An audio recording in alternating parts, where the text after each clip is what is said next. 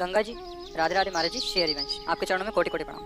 महाराज जी, हम नियमों का पालन करते हुए गृहस्थी में हैं, पर कर्म बंधन वश पति का कहीं और संबंध है, इसलिए जब में प्रयास करते हुए भी बहुत बाधाएं आती हैं। कृपया मार्गदर्शन करें, जब को कैसे बढ़ाऊं और मैं इस स्थिति में कैसे आगे बढ़ूं। समस्या तो है, और ये समस्या अज्ञान के कारण बहुत बढ़ रही समाज में हमारे, क्योंकि ये जो बॉयफ्रेंड गर्लफ्रेंड का रिवाज चल रहा है ना, ये समस्या है।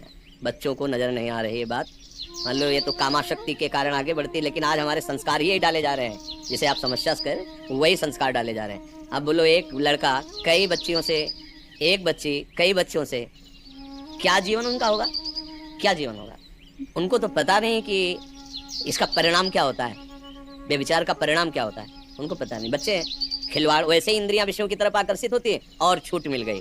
एक वर्ष हम जैसे बच्चे मिलते हैं, तभी हमारे तो समय में था ही नहीं, ना मोबाइल था और ना ये रिवाज थी, पवित्रता धर्म मर्यादा, ऐसा नहीं। हम भारतवासी, हम कोई विदेशी नहीं है, हम भारतवासी हैं जहाँ धर्म की प्रधानता होती है। अब सोचो, वो बच्चा 10, 12, 15 वर्ष की अवस्था में ही बेविचार दोष से युक्त हो गया। उसके मित्र से होता, तुम्हारा क्या बॉयफ्रेंड है? बोले उससे ब्रेकअप हो गया है, उससे अब हो। ये क्या, इसे क्या कहते हैं? बेविचार। इसका स्वरूप क्या आता है? वो लड़का कितनी गर्लफ्रेंड के है? एक लड़का मिला जो परमार्थ संबंधी प्रश्न किया, तो उसके ब्रह्मचर्य पर दृष्टि गई, तो उसने कहा 9 गर्लफ्रेंड है, 9 जगह पे विचार कर रहे हो और बात अध्यात्म की तुम कर रहे हो। आप बताओ क्या संस्कार होंगे, क्या संस्कार होंगे? अब जब उन बच्चों और बच्चियों का ब्याह होगा तो पातिव्रत धर्म से रहेंगे। अगर अपनी इंद्रियों को संयम में नहीं रखोगे तो ये दोष होगा ही होगा। हम आपको एक घटना बताते हैं। भ्रमण के समय सब जैसे बहुत सुंदर परिवार चल रहा है।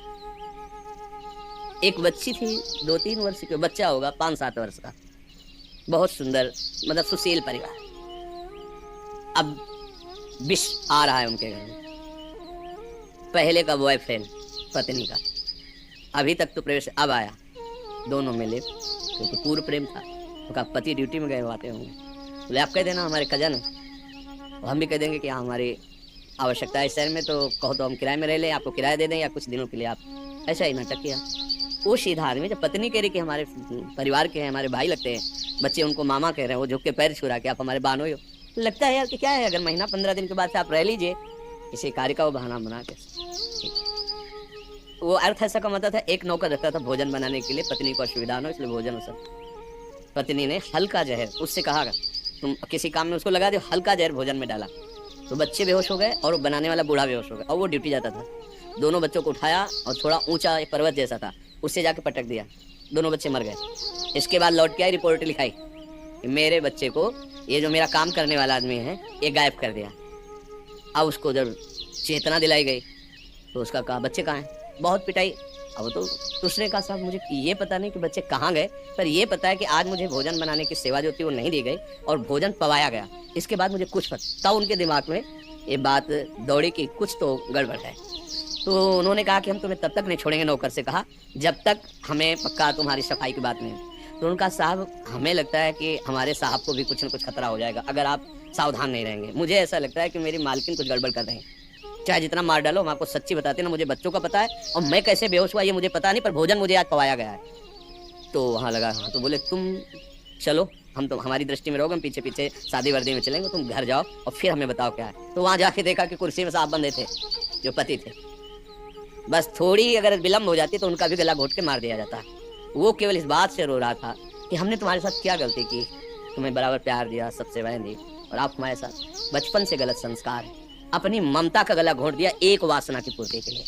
चाहे पति हो भाई, चाहे पत्नी हो, ये जो हम चिल्लाते रहते हैं कि ये गर्ल फ्रेंड हो, बॉय फ्रेंड हो, ये कौन सा रिलेशन जो चले ना नए सभी पद्धतियाँ तुम्हारा सर्वनाश कर देंगे। तुम्हें लगता है कि हमारा मनोरंजन हो रहा है, नहीं, बहुत जीवन जो तुम्हें मिला अमोघ। पुराने जनों के आचरणों को देखो, पवित्र कैसे माताएं बहनें पवित्र, कितनी निष्ठा, कितना भाव। आज हम लोग समझते नहीं, पत्नी चाहे जितना प्राण समर्पित कर दे, हमारा दिमाग खराब है बाहर के लिए, पति चाहे जितना दुनिया की सामग्री ला के सजा दे, नहीं, तो ये सुधार नहीं होगा, ये सुधार नहीं होने वाला, पक्का लिख लो। व्यभिचार दोष से युक्त जिसकी इंद्रियां हो गई, ये किसी तंत्र मंत्र से सुधरने वाली नहीं है। अगर आप चाहो तो सुधर सकते हो, पर अब बिगड़ेल मन है, 10 दिन सुधरोगे, 15 दिन, फिर 20वें दिन वही करोगे। इसीलिए तो गुरुकुलों में भेजे जाते थे बच्चे, माताएं बहनों को बहुत सावधानी से पढ़ो लिखो, लेकिन पवित्र आचरण, हर चीज की जानकारी माता पिता रखते थे। अब किसी दूसरे कुसंग की जरूरत नहीं, मोबाइल काफी है, छोटे छोटे बच्चे इधर उधर। अब इस प्रश्न का समाधान केवल ये है कि आप अपने को सुधार लो। हमारी राय में अगर वो पति बन करके आए वो अपना बुरा आचरण करें वो भोगेंगे। आपका जो कर्तव्य, आप अपने कर्तव्य का पालन करते हुए भजन करते रहो तो तुम्हारा मंगल हो जाएगी। पर ये बात समझ में नहीं आएगी, लेकिन हमारे पास जो शिक्षा है वो कल्याण के लिए है। नहीं तो ये थोड़ी कि पति व्यभिचारी तो तलाक दे दीजिए। हमारा तो जो सिद्धांत है कि धैर्य पूर्वक चलो, अपनी इंद्रियों पर शासन करो, अपने संबंधियों का भी मंगल हो, भगवान से प्रार्थना करो कि भगवान हमारे पति की बुद्धि शुद्ध कर दो। कई बार हम कहा है कि हमें शराबी से नफरत नहीं करना, शराब छुड़वा दो, वो बढ़िया आदमी हो जाएगा। अगर पति ये व्यभिचार प्रवृत्ति छोड़ दे तो बढ़िया आदमी हो जाएगा। आप साधन करो, नाम जप करो, और अगर भगवान उसकी बुद्धि शुद्ध कर दे तो एक सच्चा पति भी बन सकता है। हम तो आपको मजबूत करना चाहेंगे कि आप अपनी इंद्रियों पर शासन करके आप वो गलती मत करो जो पति कर रहा है। नाम जप करो, नाम जब छूटे क्यों, आप कौन सहारा है? आप खुद कह रहे हो जिस पति का सहारा लिया वो दूसरे, तो आप फिर लो ना परम पति का सहारा, भगवान का आश्रय लिया, उनका नाम, प्रभु तो आप ही मेरे प्रीतम हो, आप ही मुझे संभाल। वो मंगल भवन है, वो संभाल लेंगे, हमें पक्का विश्वास है। भगवत सारे हो जाओ, सब ठीक हो जाएगा। समय लगेगा, भगवान से प्रार्थना करो उसकी बुद्धि शुद्ध कर दे। हमारे पास तो यही उपाय है, आगे भगवान जैसा प्रेरणा दे जैसा। बकाया आज हम ये फिर आपसे कहते हैं, अगर बच्चों को नहीं संभाला और ये गर्ल फ्रेंड और बॉय फ्रेंड और ये दुनिया का जो प्रपंच चला है ना, ये नष्ट कर देगा। मतलब हमारे सब जो धर्म मर्यादाएं सब छिन्न भिन्न हो जाएंगी, सब नष्ट हो जाएंगे। ये कलयुग की चाल है और कोई सुविधा नहीं है। ये केवल भ्रष्टाचार बढ़ाने की बातें हैं। ये हमारे देश में ऐसा नहीं था। अब जो शुरू हुआ है ना, ये सब मोबाइल और ये बाहरी बातों को लेकर के हुआ है। हमारा तो धर्म का देश है, जहाँ एक पूज्य भाई जी हनुमान प्रसाद पोद्दार जी ने इसमें लिखा था कि सम्राट अकबर जब यहाँ आया हुआ था तो बहुत से राजपूतों का कत्ल किया गया। राजपूतों का कत्ल हुआ और वो रात्रि में स्वयं तैनात होकर के सैनिकों के साथ, तो देखा कि जहाँ राजपूतों की लाशें थी वहाँ कोई एक नवयुवक सैनिक के वेश में दीपक से लाशों को देख रहा है। बाबा ए सावधान, तो छोटी सी एक चाकू खोसे हुई थी, तुरंत चाकू पे हाथ लगाया, हाथ ऊपर करो, शांत खड़े रहना। नजदीक जाके देखा तो लड़की है 12-14 वर्ष की। सुना तुम यहाँ कैसे, तुम कोई शूरवीर योद्धा सैनिक तो हो नहीं, कैसे यहाँ? तो उनका हमारा ब्याह तय हो गया था और हमने सुना है वो राजपूत युद्ध करते समय मारा गया है, तो मैं अपने पति के शौक को, ब्याह हुआ नहीं था, ब्याह तय हो गया था। तो कहा, बोले नहीं हम भारतवासी हैं, एक बार जिसको स्वीकार कर लिया। ये निष्ठा कहीं विदेशों में थोड़ी है, ये तो हमारी भारतीय निष्ठा है। आश्चर्यचकित हो गया अकबर और ससम्मान के साथ उसके शौक को उसके साथ विदा किया। ये हमारे बच्चों में जो संस्कार पैदा हो रहे हैं, भय लगता है, भय लगता है। तुम इसे मनोरंजन समझ रहे हो, जीवन के नाश को मनोरंजन समझ रहे हो। मदिरा पीना, छोटे छोटी अवस्था के बच्चे व्यभिचार, ये मनोरंजन है, ये अवस्था मनोरंजन की है। नाश, क्या मन की दशा होगी, क्या बुद्धि की दशा होगी, क्या तुम्हारा एक पति के प्रति प्रेम होगा, क्या तुम्हारा एक पत्नी के प्रति प्रेम होगा, क्या तुम्हारा एक घर बच्चे। सोचो, तुम्हारा अलग विचार, पत्नी का अलग विचार, तुम्हारा अलग मित्र, उसका अलग मित्र, एक ही घर में रहना, कैसे जियोगे?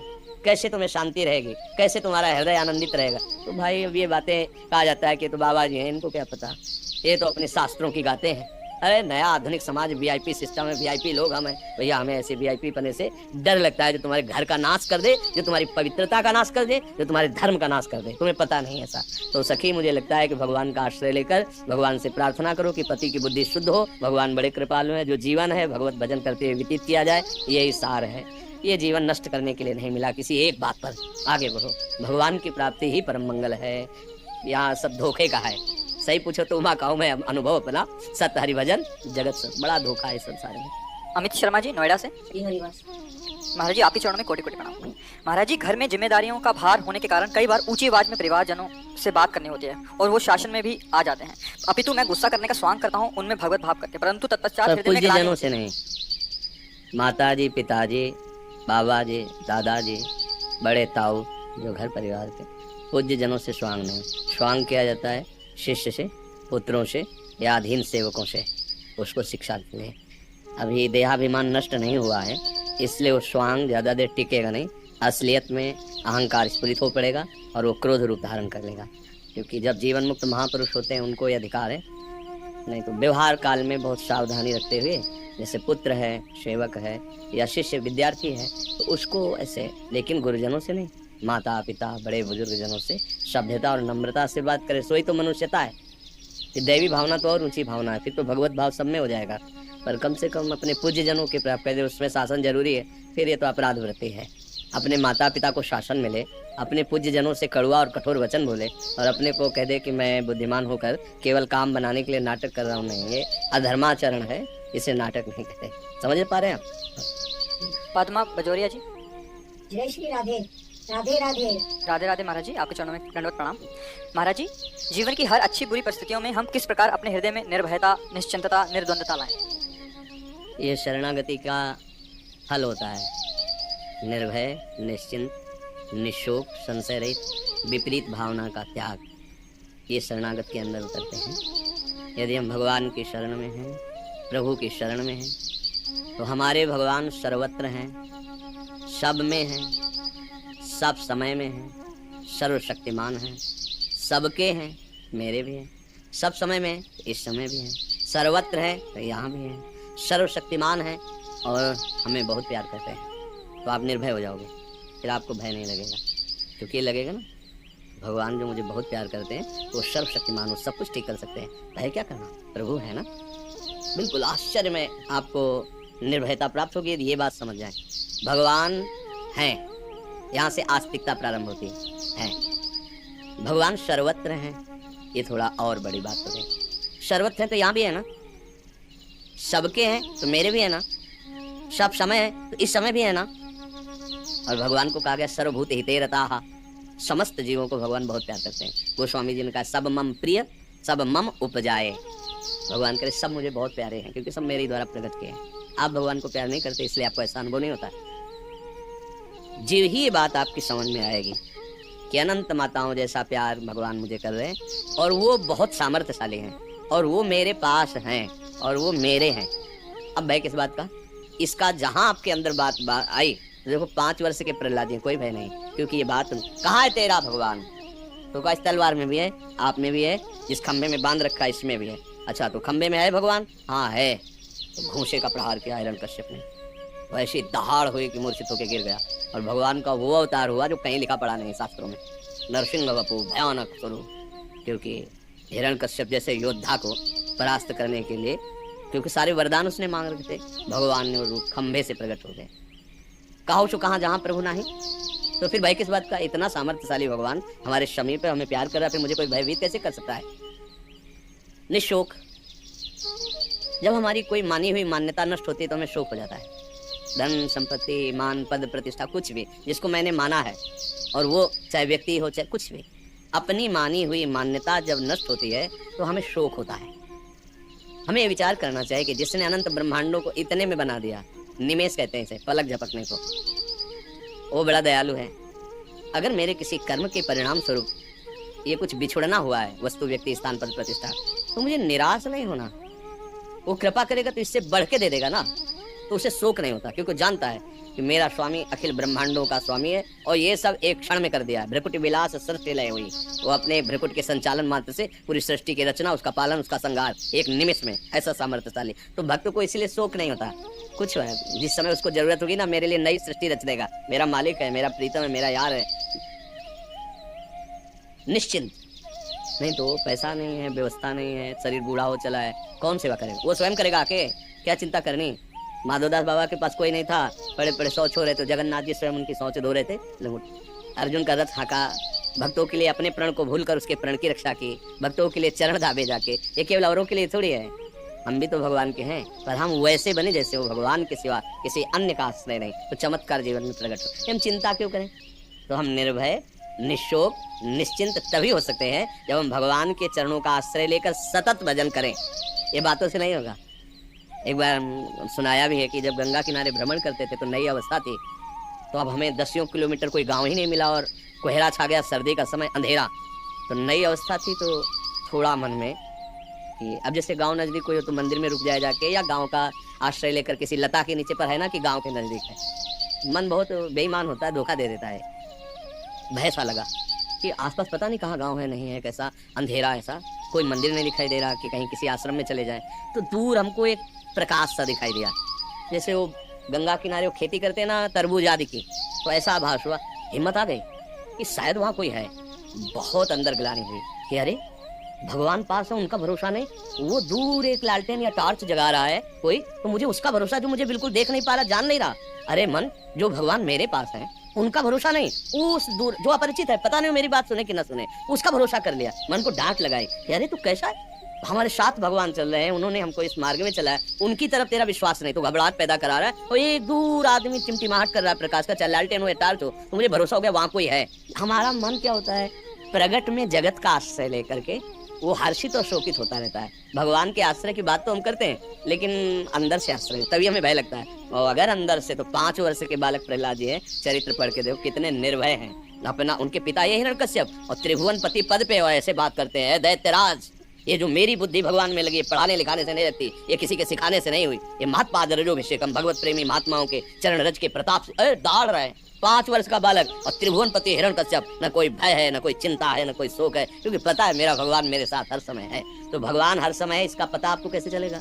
जय नाम तेई कृष्ण, जय कृष्ण तेई नाम। अगर आपके मुख में नाम चल रहा है, राधा राधा कृष्ण कृष्ण राम राम हरि हरि शिव, जो भी नाम जपते हो, तो मतलब नाम जप कर रहे हो तो भगवान आपके स्मृति में है और भगवान आपके साथ है। अब तुम्हें चिंता करने की जरूरत नहीं। चिंतन हो रहा ना प्रभु का, तो हमें शोक नहीं करना, हमें भय नहीं करना, हमें चिंता नहीं करनी। आगे से आगे वो सब व्यवस्था करता रहेगा। यदि भरोसा तुम्हें अहंकार का है तो धोखा है, और भगवान का है तो धोखा नहीं। नरसिंह मेहता जी का चरित्र पढ़ के देखो, भात भरने गए, कुछ पास नहीं, द्वारिका से गाड़ी लद लद के सोना चांदी क्या क्या, अरे वो अखिल को एक पर्वत है यहाँ मृत्युलोक में ही, जो 4 लाख योजन का, जिसे सुमेरु कहते हैं, 4 लाख योजन लंबा चौड़ा सोने का पर्वत, यहाँ किलो 2 किलो हो जाए तो अहंकार कर लेते हैं भाई हम धनी, इतना बड़ा पर। और ऐसे कितने भगवान के, और वो भगवान हमारे, अब क्या चिंता करना यार, हमारे लिए जब चाहेंगे तुरंत व्यवस्था कर देंगे। ऐसा भरोसा भक्त को जिसे हो जाता है, वो फिर चिंता नहीं करता, वो निश्चिंत रहता है।